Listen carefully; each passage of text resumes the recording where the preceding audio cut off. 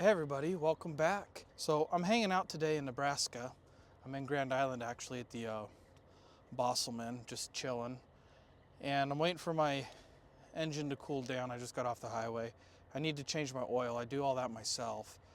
So while my motor's cooling down, I just thought in the meantime while I'm sitting here, I'll make a video about the equipment that I use to haul livestock, because there's been some questions about that.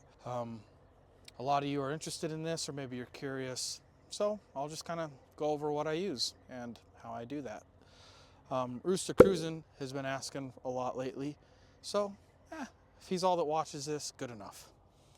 So to haul livestock, there's a lot of ways to do it. Everybody has their opinions, but this is just what works for me. Just to make that clear to you. So find your own way. If you do it, you'll find a way that works for you. So let's talk about boots.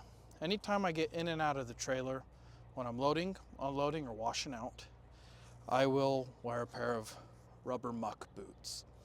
Now this boot is called the Original Muck Boot Company. This is the Edgewater. Let me put this up to the camera here.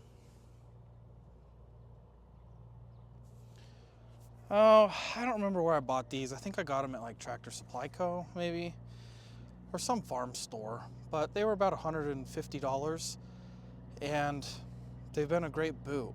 When I first started hauling livestock a few years ago, it's been almost 4 years, I bought a really crappy boot to begin with, and I ended up ruining that boot really fast in like 3 months.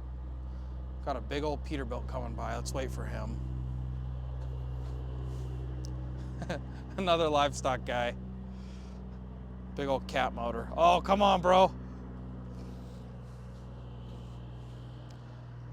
Running through the truck stop at 1,000 RPM with that big old kitty.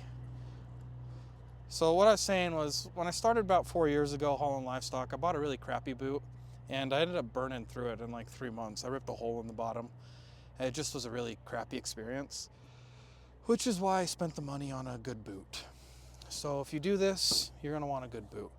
And the Original Muck Boot Company is the one I use, and a lot of guys use that, and it's turned out to be a really good boot. So that's what we got for boots. Now the next thing you'll need is a good set of gloves. I prefer just regular leather gloves. They didn't have the one I liked, so I ended up getting some that were insulated, which is that red fiber in there. That's all right, but I generally just prefer regular rawhide leather gloves that you're not gonna have them forever. You're gonna use them, and they're gonna be done in about, I get about a month out of them, because they absorb the smell of the piss and the manure and stuff like that. It's just kind of gross. So I try to cycle through gloves pretty frequently. Now the next thing you're gonna need, well, you don't need it, but you'll probably want it if you want to stay clean. So you have two options. Outside of your boots and your gloves, you need something to cover your clothes. So you can use a Smok, which is what I prefer, a Smok, or coveralls. So these are Dickies coveralls. Sometimes I wear these when I load pigs. Not often. They're just mostly a spare. What I really prefer is a Smok. So this is my Smok. It just goes on like this. Get that on. This is why I like it, because I can just put it on. Nice and simple. And then just buttons up. And I'll put my boots on, my gloves, and I'm ready to get in the trailer. And then if I just want to pull it off, I can just pull it off and be done with it. So this Smok I've had since I started. It's made by Dixon Industries out of Des Moines, Iowa. This is a size large. In the Midwest, they work with pigs more than they work with cattle in the Midwest.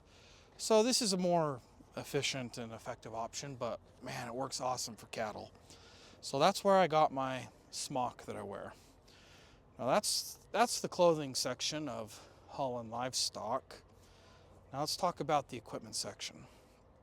Really, there's only two things you need. So the first one is a hot shot. I generally and it works. Generally, I really only use this if I have to. You can get them in a red handle, a green handle. This is made by the Hot Shot company. You can get it at Tractor Supply Co., Cal Ranch. Some TAs in the Midwest have them, or any other like farm store, right? They'll carry Hot Shots, and different brands too. Brand really doesn't matter as long as it is good quality. Now, Hot Shots are, very widely debated in the livestock community. Do you use it? Do you not use it? When do you use it? What situations? And honestly, it just comes down to common sense. The tool exists for a reason. You don't always have to use it, but sometimes you have to use it, If you have a bull that's being stubborn or a Holstein that's not working with you, occasionally animals need some motivation. And that's why Hot Shots exist. It shouldn't be your primary go-to though. I do need to mention something about the Hot Shot. So they come with batteries. You can get some with batteries or rechargeable. This is a rechargeable. I have a rechargeable pack on the back here.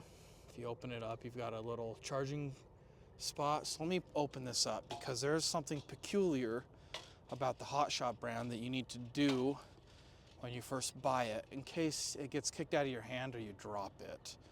So you pull off the little brass nut first, and then the back will just pop out like this. And there's the rechargeable battery pack. Or you can just drop in, if you have a different one that doesn't have a rechargeable battery pack, you just drop in 6 batteries, and then they'll be good to go. So let's talk about something about this though. And you'll need to do this with every Hot Shot, whether it's the green one or the red one. So if you look on the inside here, you have this metal flange, this metal centerpiece here. That is where the brass nut, let me grab the brass nut here. Whoa. Turn that camera back on. Oh, for fuck's sake. So the brass nut screws onto the back of this. It screws onto the screw here. It looks like that. And you have your plastic cover, right? Well, this piece of metal here and this plastic inside piece right here that I'm touching, it sits inside. If you look right inside there, see these 2 little rails on either side? You need to run some super glue down that. So tip it up like this and drip super glue down that plastic rail. Because from the factory, it's molded a certain way. And if you drop it, it will break off from the very back. Camera may not pick it up, but in the very back, you've got some molding spots. And if you drop it or it gets kicked out of your hand and you break off this piece of plastic from this inside rail, trying to reset it is a pain in the rear end. And you most likely won't be able to, and then your Hot Shot's ruined. And the reason you want to reset it is because this little piece this is your actual, I forgot what they're called. This is your actual piece here that does the electricity. So when you push the button, got that little brass piece right there. The button has a metal tip here on the back that presses that, and then the circuit is completed and electricity is sent to the tip here. So if you break off this center piece of plastic, getting that button to reline up with this brass piece is a pain in the rear end. Just saying. So if you buy a Hot Shot, you need to take it apart, just open it up and run some super glue down that. So let me put this away. I bought this thing like months ago and I haven't even recharged it. Still has power. I rarely ever use them, but teach his own. Some guys rely on them super heavy. I'm not one of those guys. Okay, I'll put this together later. Next thing you need is going to be a rattle paddle or a flag. I prefer a rattle paddle. Some people like flags. I don't like flags because I can take my paddle and I can stick it through the holes of the trailer and I can wiggle it around, and if the cow bumps it or knocks out of my hand, it's not going to break it. But if you stick a tip of a flag in there and they run by it and it catches their legs, it's going to snap the shaft of the flag. And you got a flag that just flips around and it just flicks crap everywhere. So I prefer paddle. Now this paddle is made by a company called Koehn, K-O-E, let's see here, K-O-E-H-N. And you can buy it, I buy these from C-Bar H in Garden City, Kansas.